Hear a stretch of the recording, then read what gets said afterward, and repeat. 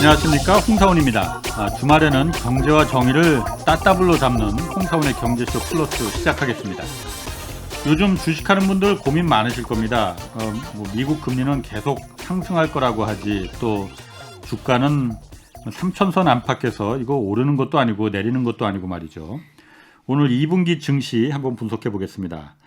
개인 투자자들에게 나침판 같은 역할을 하는 분이시죠. 윤지호 이베스트 투자증권 리서치 센터장 나오셨습니다. 안녕하세요. 안녕하십니까. 예, 처음 뵙겠습니다. 네, 처음 뵙네요. 예. 저는 방송을 가끔 봤기 때문에 굉장히 익숙하신 분들 있지만. 고맙습니다. 예. 그리고 경제쇼 플러스에 없어서는 안 될 보물 같은 분, 복덩이 오윤혜 씨도 스튜디오 나오셨습니다. 안녕하세요. 네, 안녕하세요. 나침판도 볼 줄 모르는 제가 잘할 수 있을까요? 센터장님 말씀 들으면은? 일단 소개할 때 굉장히 당황했습니다. 나침판이 아닌 건 분명합니다. 왜냐하면 우리 같은 해설자가든 시장에 주위에 있는 사람들은 어쩔 때는 좀 시장에 부합되는 말을 하고 어떨 때는 헤매고 이러는데 헤맨 적이 훨씬 많기 때문에 나침판은 아닌 것 같지만 최소한 제가 생각하는 거를 전해드리는 거는 충실히 하는 편이니까요. 제 말도 참고하시고 더 좋은 말 참고하시고 맞습니다. 그렇게 보시면 됩니다. 참고만 하는 거로. 맞습니다. 예. 네, 알겠습니다. 오늘 윤혜 씨 준비 많이 하고 오셨네. 뭐요? 그러니까요. 나침판도 모르는 저 나침판 봐도 잘 모르거든요. 동서남도.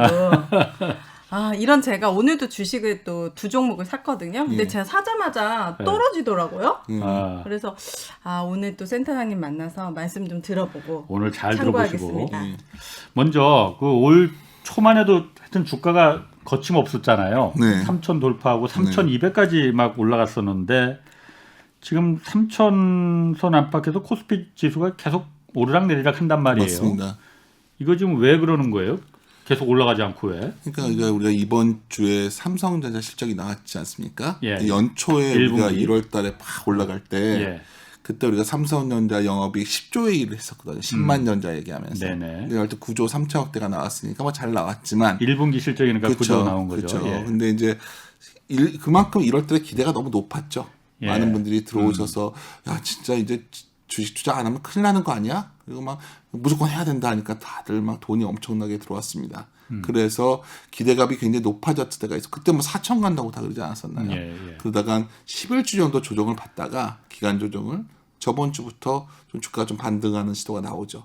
재밌는 흐름이 있어요. 저도 질문을 던지고 싶은데 1월 한 작년부터 지금까지 개인들이 한 주식시장에서 한 83조 4조 정도 샀거든요. 근데 한 3천 이상에서 몇 퍼센트 정도 될 것 같습니까? 그 개인들이 산 것 중에 3천 이상에 사신 분들이 50%. 넘을 것 같은데? 아니요, 한 40%입니다. 50% 깜짝 놀랐어요. 3,100 이상이 한 30% 정도거든요. 그러니까 이제 3,100 이상 왔기 때문에 아마 오늘 이것부터 생각하셔야 됩니다. 내가 왜 3,000에 사고 3,100에 샀는데도 지금 손실이 나고 있지? 그럼 뭔가 변화에 적응을 못 하신 거겠죠. 저 궁금한 게 있는데 그 분기는 3개월에 한 번씩인가요? 맞습니다. 그럼 지금 삼성전자가 발표한 실적은 언제부터 언제까지 기간에 발표한 거예요? 매출? 1월부터 3월까지. 네, 감사합니다. 약간 어려운 질문이시니까 당황했었는데. 제 질문이 어렵지 않습니다. 근데 그 말씀드리고 싶은 뭐냐면 이런 거예요. 그러니까 자꾸 지수를 말씀들 하시는데 사실 한 11주 동안에 어떤 섹터, 어떤 기업에 따라서 조정폭이 굉장히 깊었어요. 그리고 어떤 건 또 바닥에 있다 올라온 것도 있는 겁니다. 이게 다 섞여가지고 지수가 여기 있는 거예요. 그러면 이 시점에서 보셔야 되는 게 두 가지 아이디어가 나죠. 내가 갖고 있는 종목이 아직까지 손실 중이라면 3,000에서 샀는데도 그럼 뭔가 변화하고 있는데 적응이 잘 안 되고 있는 거죠. 나 자신의 포트폴리오가. 두 번째는 재밌는 거 개인이 이렇게 많이 샀기 때문에 정고점을 넘어가야 될 거 아닙니까? 지금 남은 거는 3,260을 넘어서 3,400, 4,000을 가지면 좋겠는데 관건은 뭐냐면 이제부터는 개인이 사서 오르는 장이 아니라 외국인이나 기관이 사줘야 오르는 장이죠. 왜 그렇죠? 개인은 많이 샀으니까. 이미. 더 총알이 없는 거예요? 총알이 있더라도 뭔가 주식이라는 게 참 묘해서요. 심리 게임제 성격이 가다 보니까 나는 5년이고 10년이고 투자하려고 사놓는데 이상하게 이제부터는 좀 팔고 싶은 마음들이 생기실 거예요. 그런 분이 많아지죠. 그래서 요즘 장 보시면 매일매일 재밌는 흐름은 개인이 좀 순매도가 나온다면 올 플러스가 나고 그런 흐름이 안 보이셨나요? 요즘. 그래서 저는 이런 매물 부담을 좀 어떻게 극복하고 아니면 정말 작년에 우리가 기대했던 것처럼 이번에 들어온 개인 투자자분들이 참 5년, 10년을 바라보고 투자해서 매물이 안 나온다면 또 가볍게 매물대 극복할 수 있겠지만 저는 이상하게 마크 트웨인이 이런 말을 했었거든요.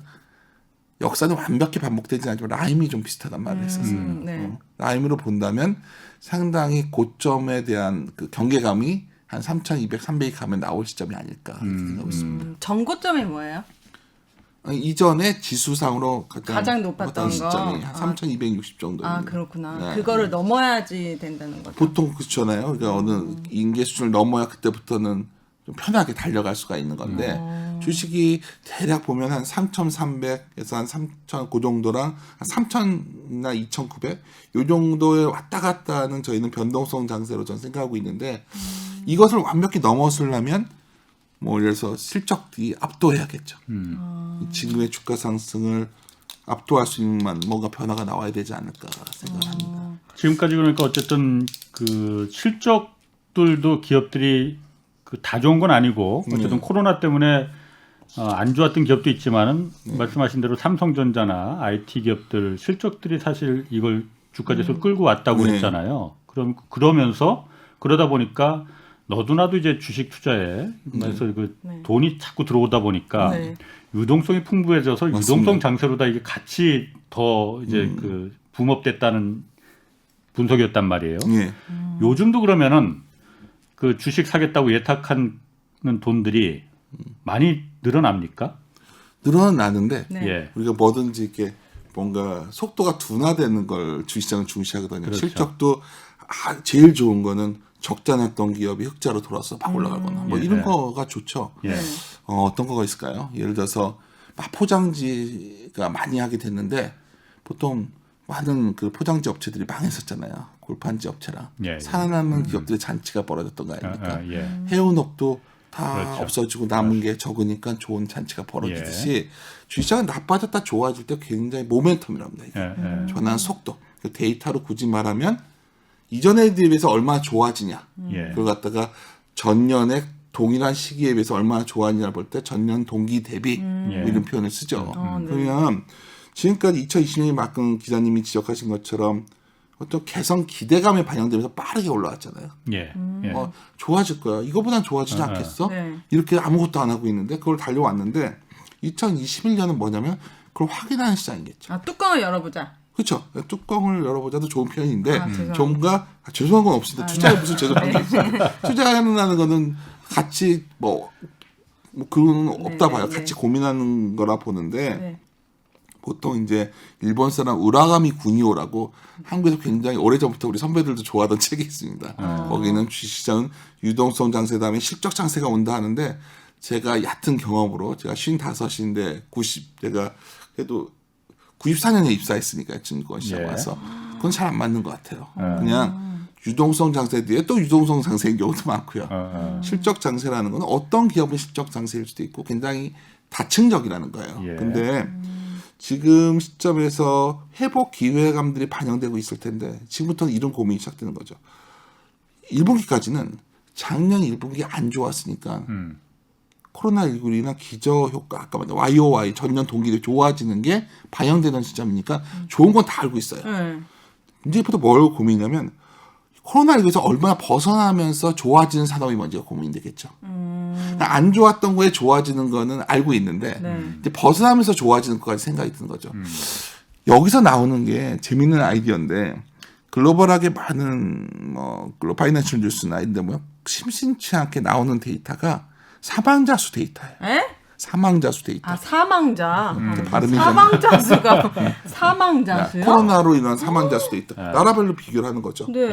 그럼 작년에는 가장 사망자가 안 나온 나라가 어디죠? 우리나라죠. 그래서 전 세계 주식 상승률 제일 좋았던 나라잖아요. 주식 상승률. 주가 상승률이 좋았던 거죠. 그러니까 올해는 우리는 코로나로 인해서 사망자 수가 뭐 급감하고 이런 건 없지 않겠습니까?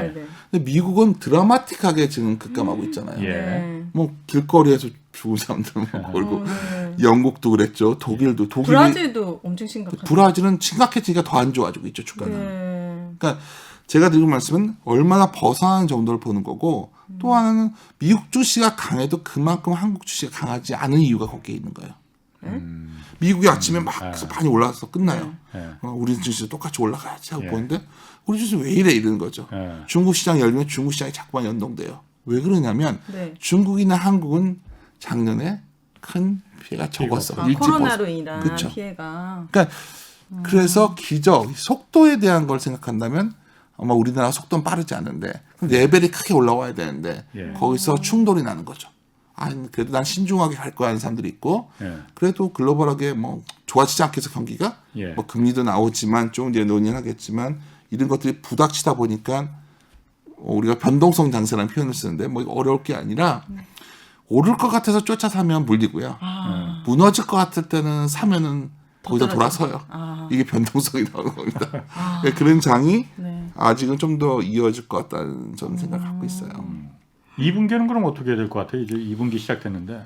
그러니까 2분기 그나마 다행인 거는 드디어 외국인들이 돌아왔다는 거죠. 외국인이라고 하면 외국인 투자자들이. 그러니까 우리 국내 이제 우리 같은 사람들이 사는 거는 개인 투자로 잡히겠죠. 그리고 이제 기관 투자가들이 여러 종류가 있어요. 성격은 다 다르지만 저희들 클라이언트인데 뭐 다 다릅니다 상황은.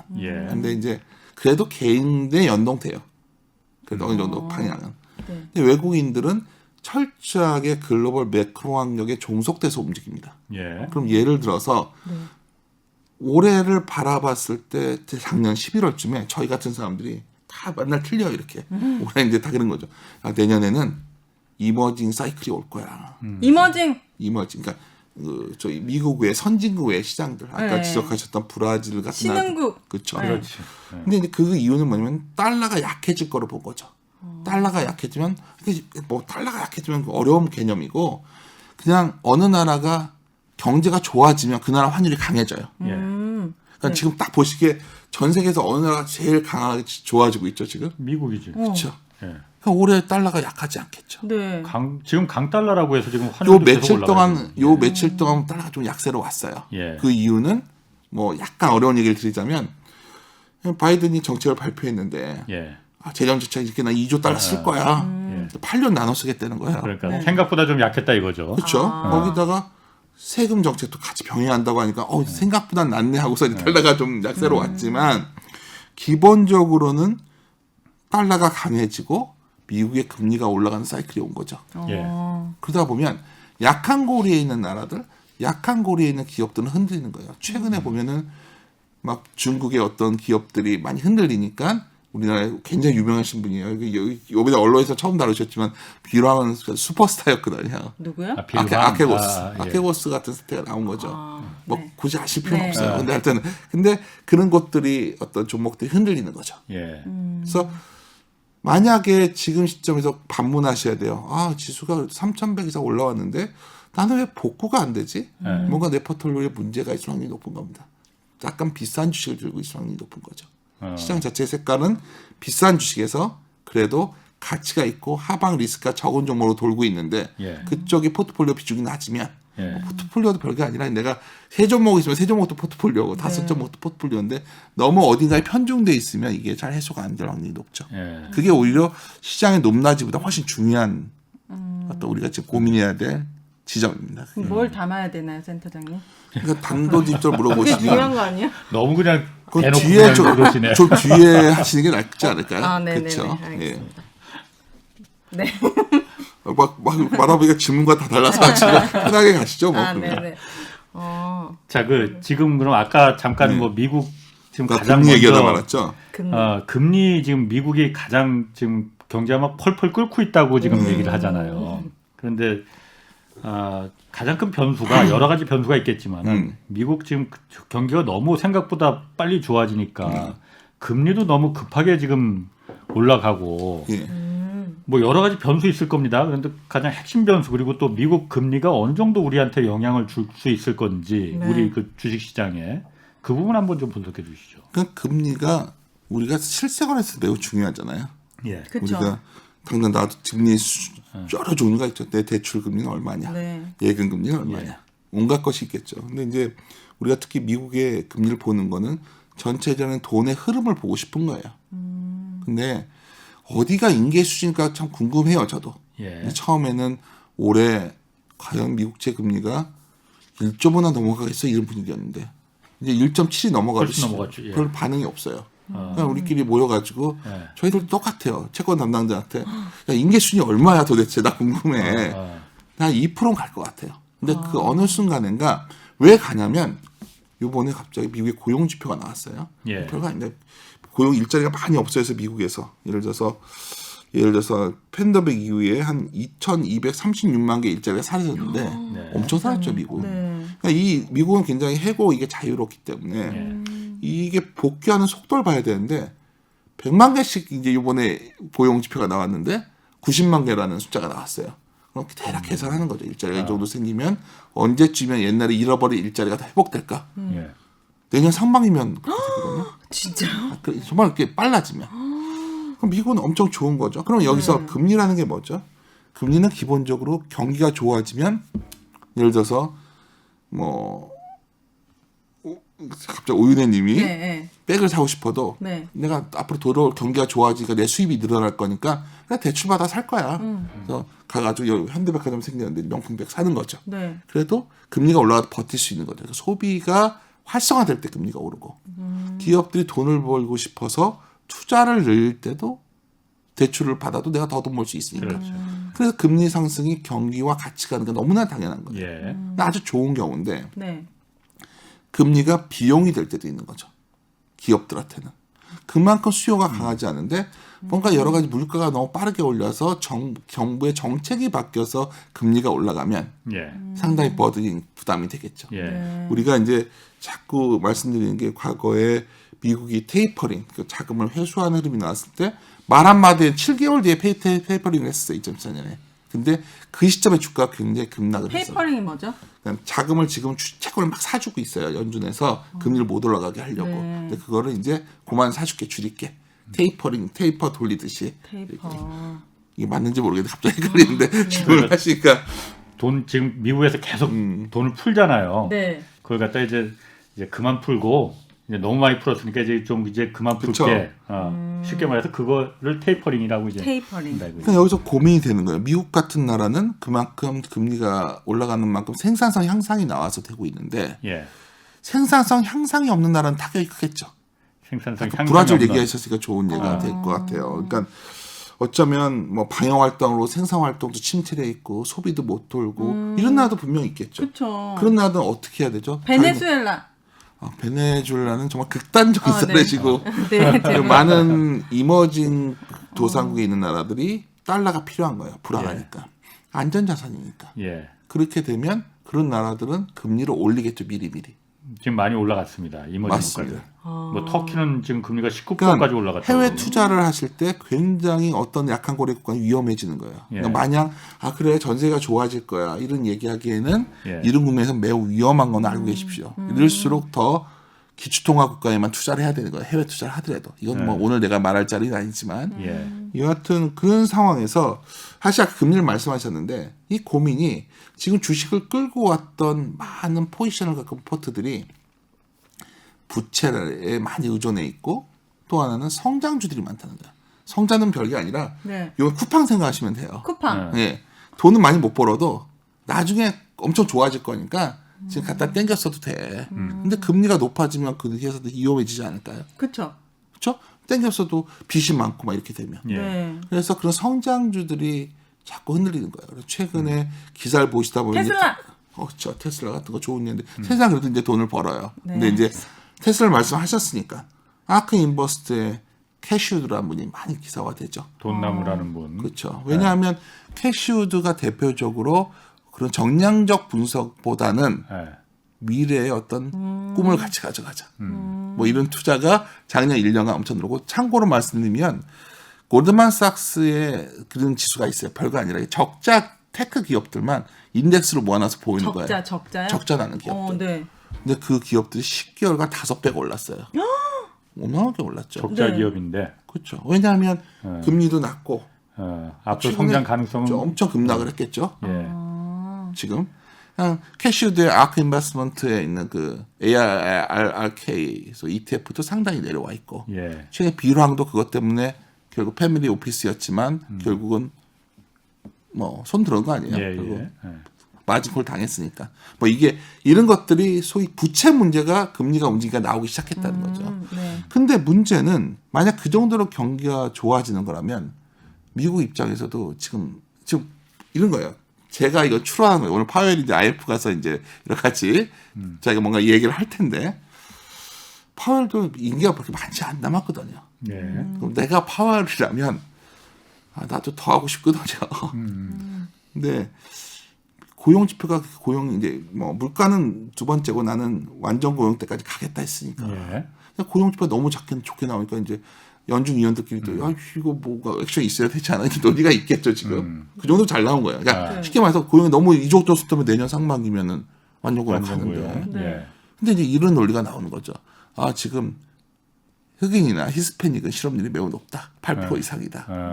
뭐 이런 논리도 나오고. 그러니까 시장에서는 이제 어떻게 유동성을 안 줄이지는 기대를 계속 가져갔지만 이런 걸 떠나서 제 결론은 미국의 시스템이 이렇게 후진적이지 않거든요.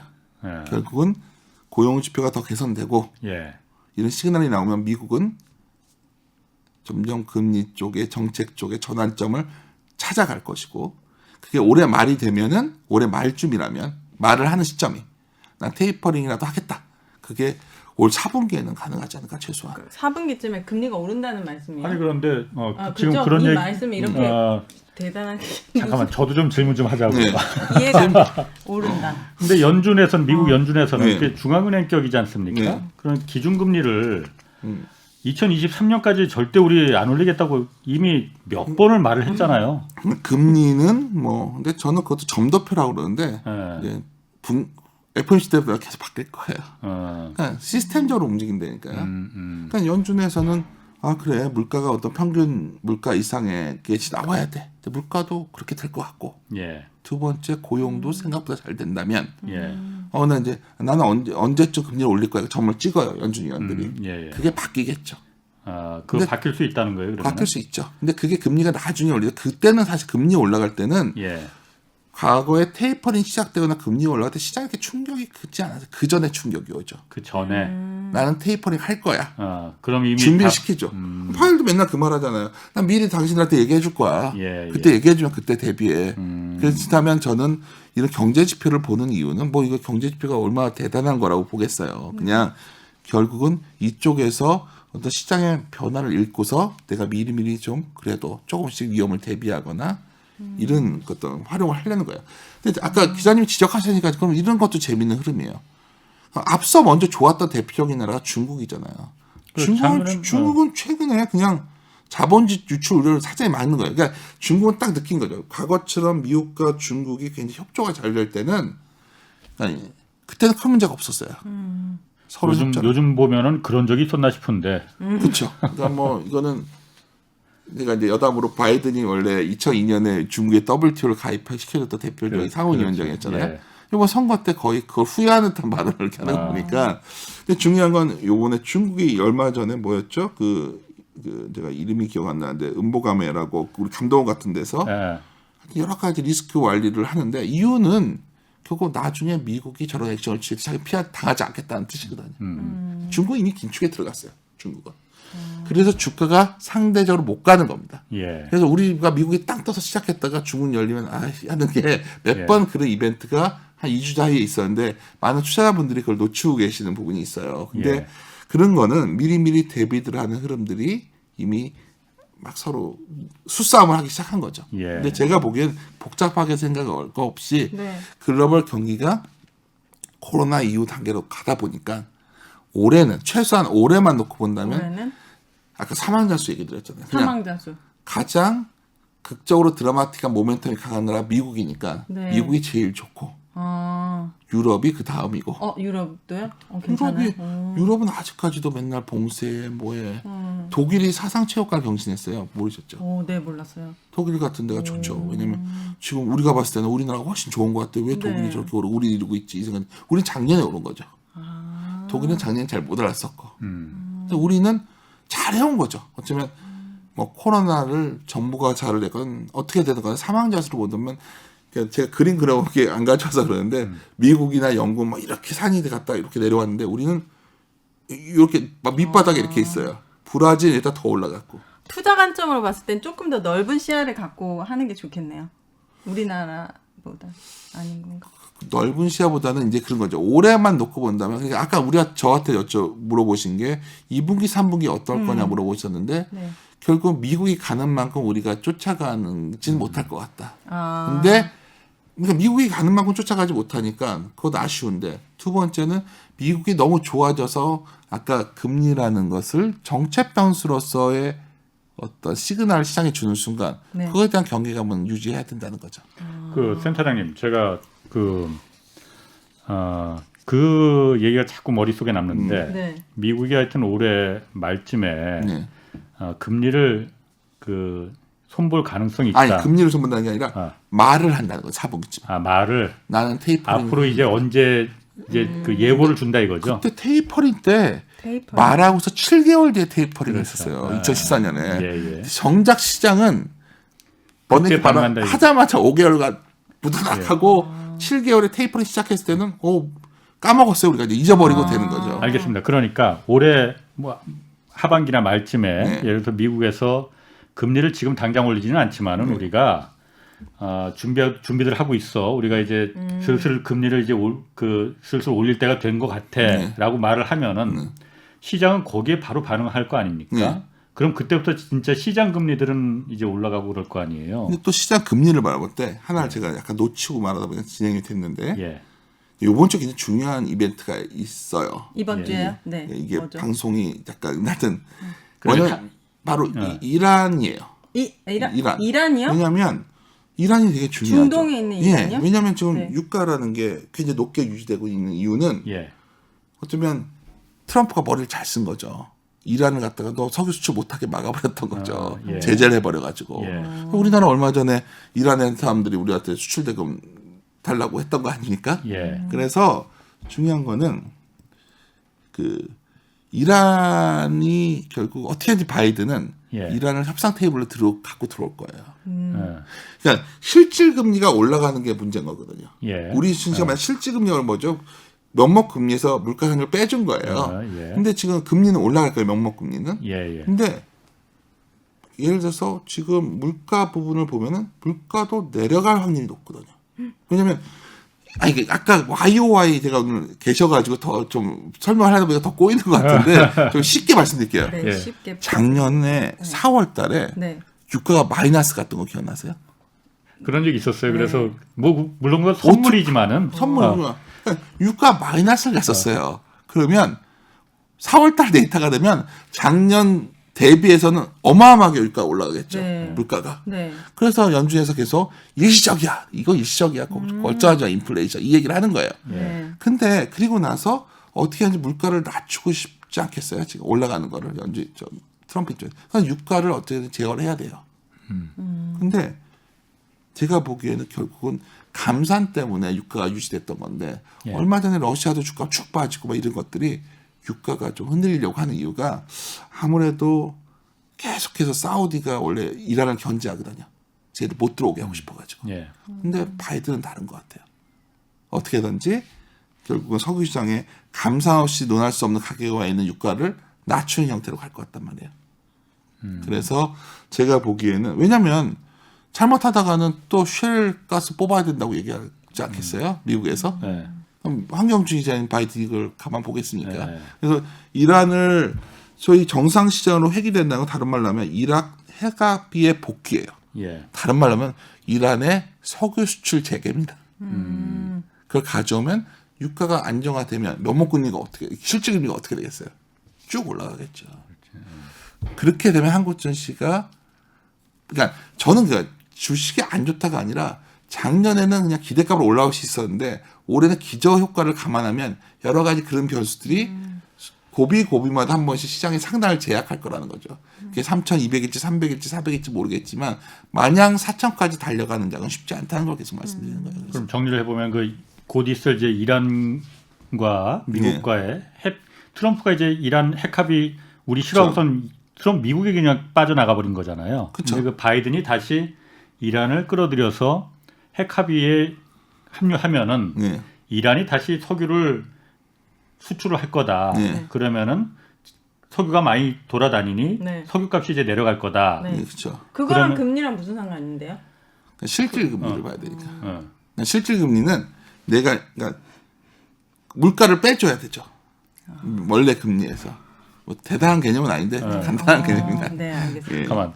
네. 내가 지금 무슨 말 하려다가 까먹었는데 지금 갑자기 훅 치고 들어오는 저도 바람에 순간순간 당황하면서 지금 저도 지금 말가. 아, 죄송해요. 깜짝 놀랐어요, 좋은 지금. 생각이에요. 저도 오늘. 그래서 그 금리가 어떻게 그렇게 올라가니까 중간중간에 우리 증시에도 예. 금리가 올라가면 당연히 증시에는 호재가 아닌 거잖아요. 그거는. 그러니까 쉽게 말해서 주식이라는 거는 네. 장전장은 뭐였냐면 그냥 우리가 이익도 좋아지지만 네. PER이 리드했다고 그래요.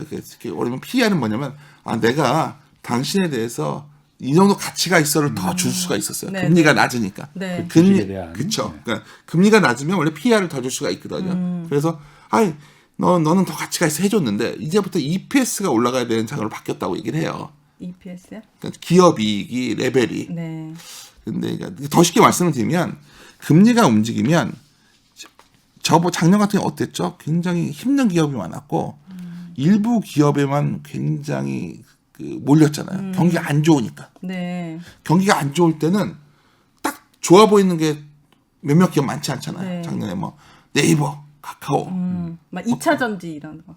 아닌가? 2차 전지도 죄송합니다. 좋았죠. 네, 그래서 밸류에이션이 좋았어요. 비싸진 거죠. 네. 근데 그런 기업에 막 밸류에이션이 막 PER로 뭐 20배, 30배, 40배 줘도 이거 성장하는 산업이야. 네. 이러면 그만이었어요. 네. 근데 금리가 움직이면 경기가 좋아지는 거잖아요. 온기가 확산되는 거예요. 그러면 저 망할 줄 알았던 아까 말했던 회원업도 살아나는 애들이 있네. 해운업이요? 예. 옷가게도 요즘 보시면 한섬이라는 회사 있잖아요. 뭐 한섬, 있어요. 예, 예. 한섬 예. 잘 팔리거든요. 예. 주가 의류업종도 되게 좋고 화장품 업계들도 나쁘지 않은 네. 것 같고 주가를 보시면은 굉장히 단단하게 올라오는 것들이 있는 거죠. 그리고 저 주변에서 소재를 만드는 회사들도 좋고, 그러니까 작년엔 딱 좋아 보이는 거 하면 뭐 이랬다면 요즘 장 보시면 가치형 스타일이 근 3개월간 굉장히 시장을 이겼는데 많은 이런 방송을 보면 그건 별로 얘기들 안 해요. 거의 다 미래의 성장만 얘기하고 있죠. 근데 그래서 그런 시장의 변경도 금리와 함께 온 거고 시장이 재편되고 있다는 말씀이거든요. 미국 시장이 강한 이유는 미국은 그런 기업들의 시총 비중이 매우 높아요. 한국은 너무 IT 비중이 높은 거예요. 미국에 보시면 뜬금없이 막 이번에 코로나 때문에 작년에 가장 고생했던 업체 중에 크루즈 업체들 있잖아요. 그렇죠. 사람이 얼마나 많이 여행 안 죽었어요. 가니까. 네. 근데 미국의 크루즈 여행사들 얼마나 많이 올랐는데요. 호텔 업계도 많이 오르고. 그렇군요. 예. 그 어쨌든 그 투자계의 그 일반 투자자들의 나침판이라고 불리시니까 그만큼 이제 예측을 잘 하신다고. 그건 정말 아닙니다. 예. 아니, 맞는 거 같. 그 말 들으니까 화내시지 마시고. 그런데 지금 또 까먹었네. 왜 그러세요? 예. 지금 그 아까 말씀하신 것 중에 지금 그런 말은 제가 사실 처음 들었거든요. 그러니까 올 하반기쯤에 연준에서 금리에 대해서 그 테이퍼링, 그러니까 이제 금리를 올리겠다는, 기준금리를 올리지는 않겠지만은 그런 의향을 말을 할 거다라고 네. 하면은 사실 그건 굉장히 제가 봤을 때 큰 뉴스가 될 수가 있는 것 같아요. 영향도 크고. 네. 그러면은 그런 부분에 대해서 국내 투자가들도 주식 투자자뿐만이 아니고 당장 우리 그 대출 받은 사람들도, 그러니까요. 주택담보대출 받은 사람들도 얼마나 많고 굉장히 파급력이 크니까 그런 부분에 대해서는 좀 유념 있게 좀 봐야겠네요. 앞으로. 그러니까 재미있는 게 부채를 말씀하시니까 미국의 이제 그 데이터 중에 보면 예. 미국의 마진 대비라는 게 있어요. 우리나라 신용 비슷한데 예. 그러니까 브로커들이 미국의 브로커리지 그 사이드에 있는 곳에서 예. 얼마나 신용을 공유해 주는 비율인데 마진 대비 무조건 빚이 많이 쌓였다고 나쁜 건 아니에요. 신용이 늘어나면서 개인들이 돈을 벌고 있으면 문제될 게 전혀 없어요. 근데 어쨌든 였어서 사상 최고치를 가 있는데 문제는 그와 동시에 진행되는 것 중에 하나가 그러니까 시장을 좋게 보는 사람들을 콜이라고 그래요. 옵션에서. 콜. 안 좋게 보는 풋이라고 그러는데 콜과 풋의 볼륨, 거래의 비율을 보는 게 풋콜 레이셔라는 게 있는데 그게 정말 사상 최저를 갔거든요. 그러니까 사람들이 다 장을 좋게 보는 거죠. 미국에서. 그러니까 우리가 흔히 시장에서 항상 고민될 때가 뭐냐면 지금 좋다니까요. 좋고 뭔가 변화가 오고 저도 요즘 드는 게 이게 한번 그래도 4월 달이나 5월 달에 한번 더 저거 좀 트라이 하지 않겠나 이 생각을 하는데 이걸 넘어서 가기에는 이 좋아지는 걸 사람들이 다 알고 있는 거죠. 그러니까 풋콜 비율이 저렇다는 걸 우리가 보는 이유는 저들이 옵션을 통해서 더 큰 수익을 내고 싶어서 나는 간다고 보는 거야. 콜만 사는 거예요. 콜 사는 비율이 이만큼 푸스 사는 비율은 요만큼 적은 거예요. 다들 그러니까. 그렇죠. 그럼 나는 이제 빚이 저렇게 많은데 추론을 하는 거죠. 하워드 막스라는 사람이 1차적 사고보다는 2차적 사고를 한다는 게 그런 거죠. 그래서 이제 보는데 그래도 더 가는 거예요, 지금. 제가 이게 법을 이런 얘기 드리는 게 아니라 뭔가 비싸져 있는 상태에서 한쪽으로 많이 몰려 있구나, 지금. 우리 시장은 상대적으로 11주간 조정을 받았지만 미국은 치고 나가서 굉장히 부담스럽죠. 아까 이 말씀 자꾸 왜 드리냐면 기자님께서 저한테 미국의 금리 올라가는 걸 왜 자꾸 신경 쓰냐 물어보시니까 왜 그러냐면 제가 아까 말씀 제일 좋은 나라가 미국이에요. 미국이 버텨주는데 미국이 가도 우리가 잘 못 쫓아가고 있어요. 근데 다른 경우도 생각해 보자는 거죠. 미국이 가다가 좀 멈추면 잘 가다가 우리는 어떨까요? 우리가 바톤을 이어가지고 우리가 미국을 쫓아갈까요? 안 그럴 것 같은데. 그렇죠. 안 그럴 것 같은데. 레거드 마켓의 한계예요. 시장을 이끌어가는 시장은 선도 주고 주도 주고 리더라고요. 리더. 리더를 못 쫓아가는 후행적으로 쫓아가는 곳들은 오히려 리더가 흔들리면 아래가 더 흔들려요. 보통 우리나라에서 주도주가 흔들리면 밑에 있는 소위 세컨 티어들이 흔들리듯이. 그래서 시장에서 아까 왜 미국 시장을 보냐 물어보는 답변은 저는 미국이 좋은 건 알겠는데 미국도 그런 징후가 자꾸 보이다 보니 오히려 미국이 올 여름 지나고 나서 그러한 소위 우려를 반영하는 시점이 왔을 때 우리 증시는 어떨까? 이런 고민을 한번 해보자는 뜻으로 말씀드립니다. 알겠습니다. 그 부분은 이제 거기까지 좀 정리를 하고 네네. 삼성전자하고 LG전자 그 실적 발표가 있었어요. 삼성이 1분기에 영업이익이 9조 3천억. 작년보다 44%나 이게 늘어났다고 하더라고요. 그렇죠. 3달 만에 이렇게 벌었다는 거죠, 지금? 그렇지. 3달 만에. 그러니까 1년으로 따지면 40조 번다는 얘기예요, 삼성전자가. 정말 이 정도 영업이익이 나는 기업이 세계에서 몇 개나 있을까? 그렇죠. 엄청난 생각이 드는데. 어떻게 보세요? 이거 기대만큼 나온 거예요? 아니면 기대보다 못한 거예요? 이번 기회에 알아주셨으면 좋겠는 게 애널리스트들이 이제 추정이라는 걸 해요. 그래서 나는 얘가 이익이 얼마야. 다 추정을 하면 그 기록을 모아서 컨센서스라는 걸 맞아요. 평균을. 근데 실적 시즌이 다가올 때 내놓는 숫자들이 더 뭔가 많이 알고서 내놓겠죠. 그쵸. 가장 최근에 갔다 왔으니까. 그렇지. 최근에 거의 10조까지도 말하신 분들이 나왔죠. 근데 이제 9조 3천이 나왔는데 7천억 작네. 와. 아니 작진 않아요. 그래도 아침에 예측을 했네요. 특히 아까 LG전자 하셨는데 LG전자 정말 서프라이즈예요.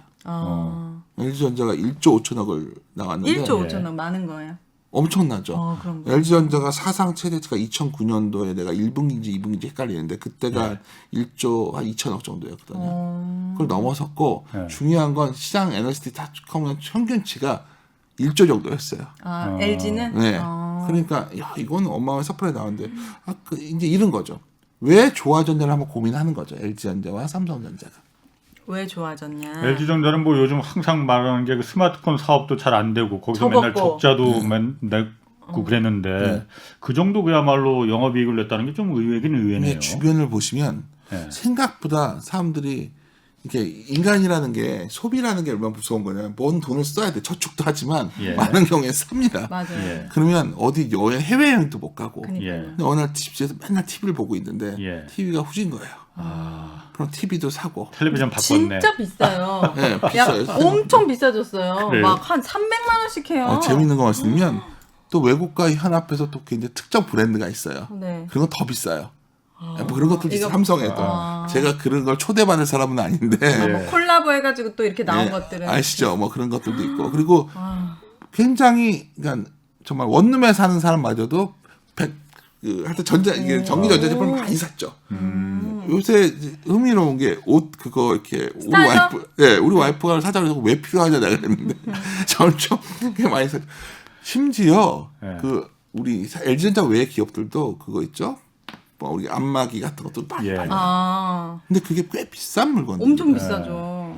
사람들이 청소기도 그렇고 해외여행 갈 돈 갖고 산 거예요. 그러네. 밖에 못 나가지도 않으니까 푸싱 입고 있으면서 집에서 한 거죠. 많이 샀구나. 많이 돈을 벌었던 것 중에 하나가 또 안에서 리모델링하고 얼마나 수요가 많고 부동산도 보면 뭐 그런 소위 그런 건축 주변 업체들도 의외로 괜찮아요 실적들이. 근데 이제 어떻게 했죠? 아까 또 사망자 수익 무슨 오늘 그 얘기만 나온 것 같은데 예.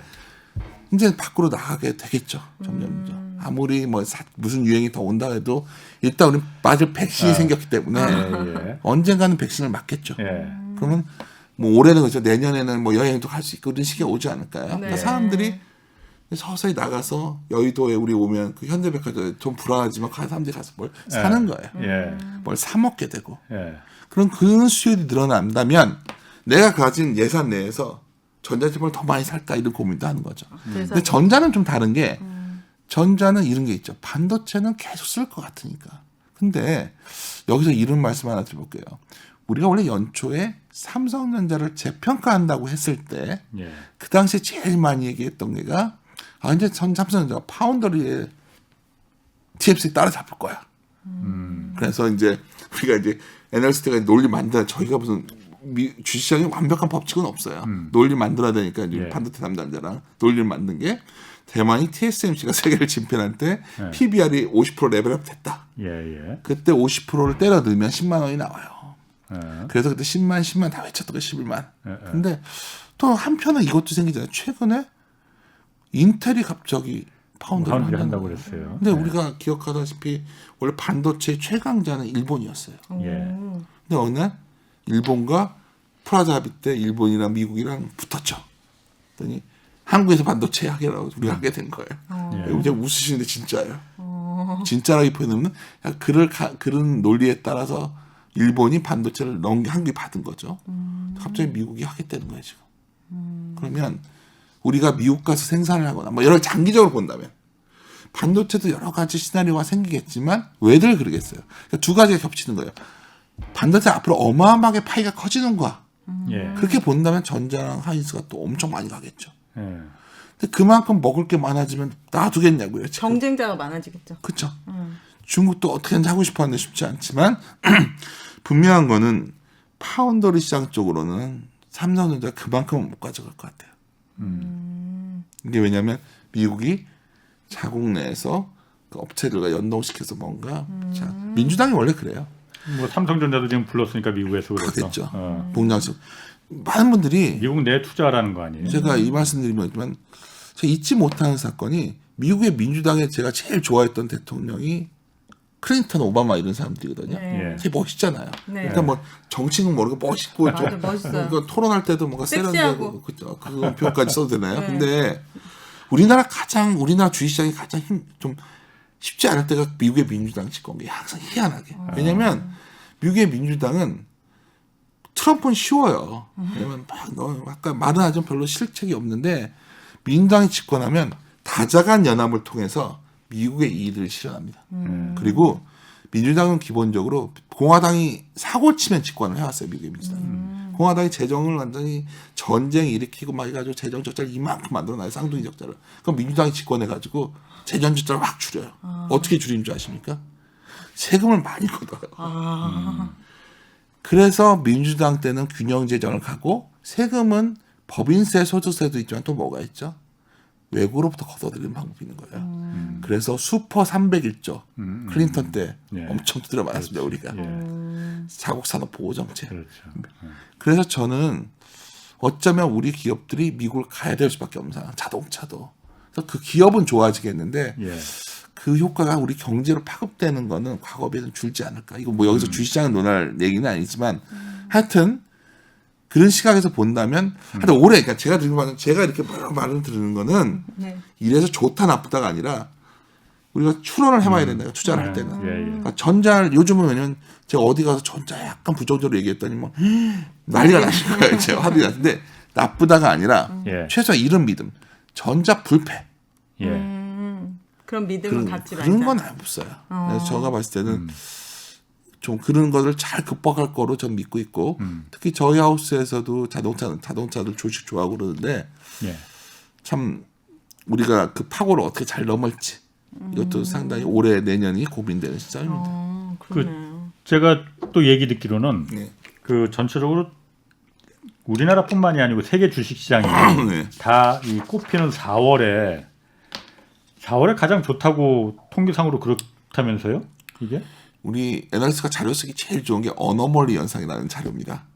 계절적 어너멀리? 특성. 그렇게 자료로 쓰면 되게 편해요. 예. 몇 번은 이랬고 저랬고 쓸 텐데 그게 이걸 너무 신뢰하지 마세요. 옛날 주식시장에 10월에 사서 5월에 팔고 떠나란 말도 있어요. 근데 잘 맞는 것 같은데 왜냐면 저희들이 이제 자료를 써야 되니까 예. 4월에 좋은 경우도 많지만 예. 안 좋았을 때도 분명히 존재하는 거고 주식이라는 게 어떤 우리가 운명 같은 걸 많이 찾지만 우리 같은 사람들 재미없는 게 애널리스트들은 예. 그리고 기업 실적의 기대값의 방향을 봐야 되는데 예. 좋은 건 알겠는데 너무 빨리 방향에 왔냐 아니냐를 보는 거지 사실 어너멀리 이런 계절적 성향을 갖고 보는 거는 저희 같은 제도권 사람들은 답답한 스타일로는 잘 어그리하지 않는 부분이죠. 통계상으로는 21년 동안 보니까 14번 그 4월에 보니까 항상 이제 올랐다 상승했다고 하던데 컵에 반이 있는 건가 반이 차 있는 건가 아니면 반이나 먹었나요 같은 거죠. 그러니까 20을 14번이면 근데 7번은 안 좋았던 적이 있을 텐데 만약 7번 안 좋았던 것 중에 굉장히 안 좋았던 것들이 있을 수 있겠죠. 굉장히 안 그러니까 제가 말씀드린 이게 잘못된 방식이라는 게 아니라 예. 그러니까 통계적으로 핫핸드의 오류라는 게 있어요. 뜨거운 손의 오류. 이전에 이랬으니까 다음에 이럴 것이다. 농구의 핫핸드 공을 잘 넣는 사람이 다음에 무조건 공을 잘 넣을 거라고 생각하지만 네. 그 확률이 잘안 맞는 빠지면 안 됩니다, 기자님.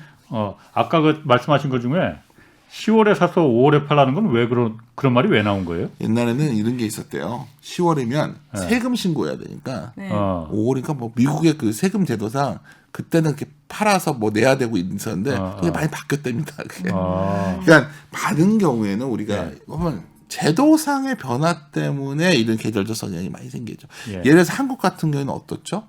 갑자기 한창 그때 그 세금 문제 생기니까 납회 전에 주식 팔았다 코스닥을 다시 사고 막 이랬었잖아요. 세금 문제 때문에.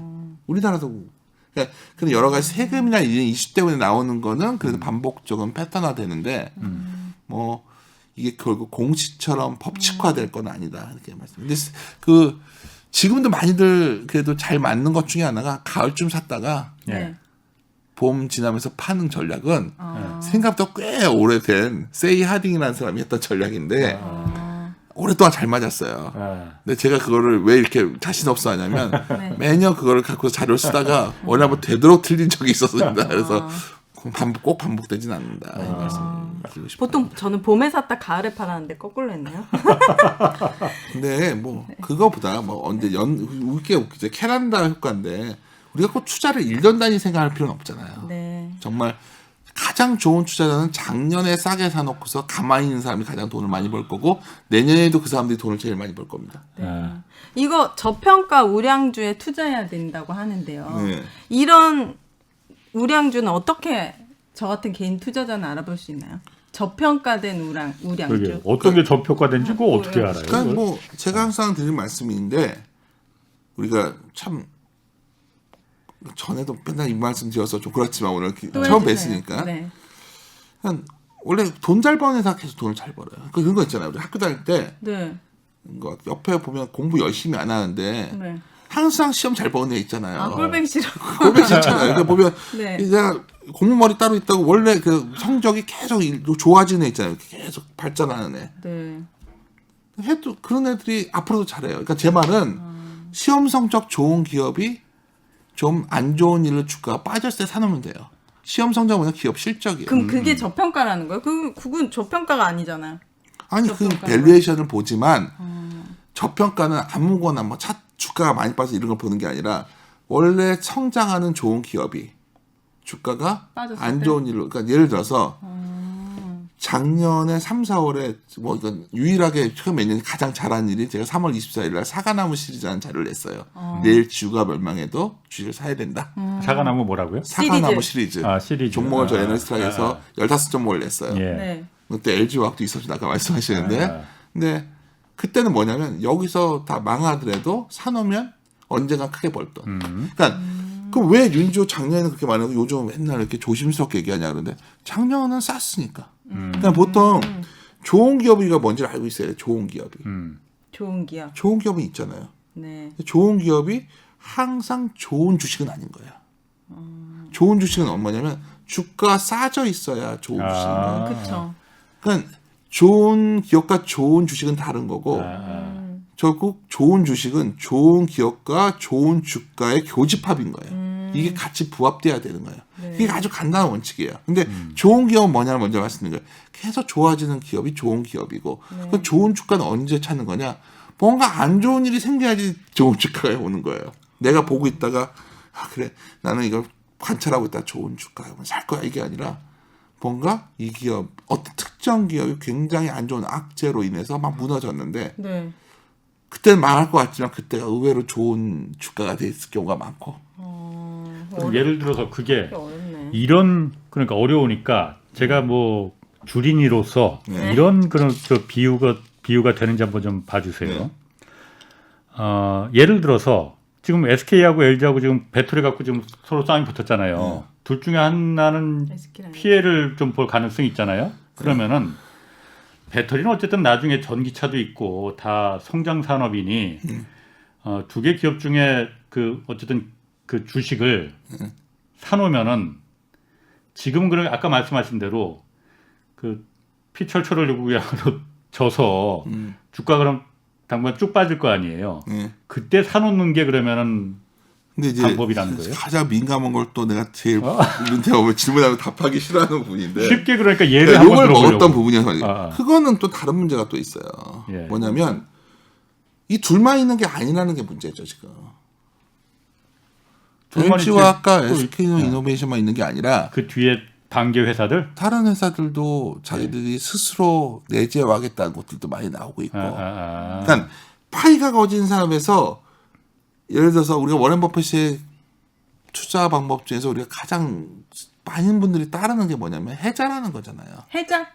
그러니까 옛날 중세의 성을 보면 물을 파놔가지고 못 들어오게 막아놨잖아요. 네. 성 주변으로. 그렇죠. 그걸 해자라고 하는데 어떤 산업이 해자가 굉장히 있어야 되는데 너도 나도 달려들 수 있는 구조로 가고 있잖아요 지금. 그러니까 우리나라에 그러니까 어떤 산업이 그러니까 두 가지예요.